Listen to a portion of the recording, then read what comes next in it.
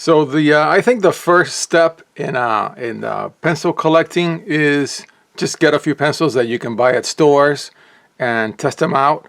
But then I think the second stage in pencil collecting is understanding where to get pencils that you really like, either at lower prices or older versions, just because it's fun. And so I was able to buy more Casemates. This is 100 of them. Got them for 25 bucks, and these, because even though these are technically vintage pencils, I'm still going to use them. I think I'm going to keep one box for posterity. I'm sure it doesn't really matter for anybody. I mean, these pencils were available at Walmart for years, and so I'm sure you can find them all over the place. Luckily, I found them at a really great price, and I like them, so I'm going to use them. Then, in the case of Musgrave, and of course, to talk about a little bit about the whole vintage pencil thing. So when you look at the decades, we're in the 2020s, and then if you trace out the previous decades, if you go into eBay, you're going to see a lot more frequent population of the nearest ones, such as the Casemates. And then as you go back the decades, you're going to find fewer and fewer pencils, and they're going to be more expensive. Collecting pencils is kind of like a weird hobby or a niche hobby. I don't know. There's a nice word for it. But it's not like there are people who have collected enough pencils for you to be able to get vintage pencils. So actually, incredibly enough, some of the older cheapo pencils that you could have bought at Walmart are actually pretty rare, in my opinion, from what I'm seeing in eBay, compared to my hobby of stamps, where you can find just about anything going back almost 200 years, because of course the penny black was issued in 1840. So I did take a look at older companies like Empire that went out of business, from also from where from Shelbyville, from where Musgrave is at. Then there's also Barral. There's, of course, Eberhard Faber. And, of course, Casemates, which I just showed. And now they're called Pen and Gear. But, of course, in the case of Dixon, which is the one, I think, the major pencil company these days that you buy at a Target in the U.S., you can find them all the way back.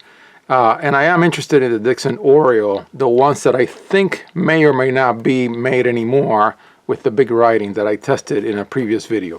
So that's my little bit on vintage pencils. This is kind of like a twofer video. But then in the case of of these test scoring pencils, this is a lot of 36 from Amazon. Okay, and this is a very interesting case study on how pencils are sold to intermediaries. Because schools for tests do buy lots of pencils, and also for having pencils for poor kids who don't have pencils, or any kid who forgets a pencil, the school always has a supply. So schools buy these in very large numbers. And so what you have here is an aftermarket seller, right? This company called Express Pencil. And I bought these on Amazon, and I bought 36 of them. And actually this package itself, this package is from Musgrave, and I know when you look at vintage pencils of Musgrave, the old packaging before the neat box that I showed in a previous video, like that nice, almost I would call it collector's box, this is the way they used to ship them. And so this is original packaging from Musgrave, and then the company just applied a little sticker and sold them. And so, and these are just regular test scoring pencils. And of course, these two pencils are some of my favorites. These Hindustan pencils, we know for a fact that the Casemates are Hindustan, are very dark for a common cheap pencil. I love these pencils. And so the fact that I was able to find so many of them at a cheap price is really great. I mean, yeah, this is just a solid winner.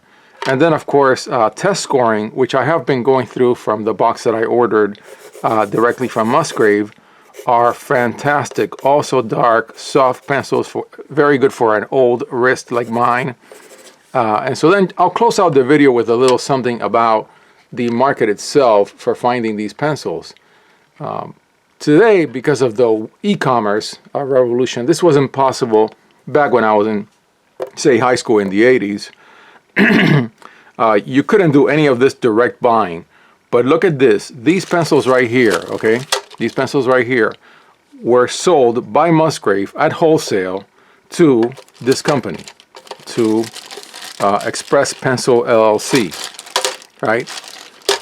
And then Express Pencil LLC will put some of them on Amazon, and that's how I got them. So a manufacturer sells to a wholesaler, then it ends up in a retailer, and the retailer sells it to me.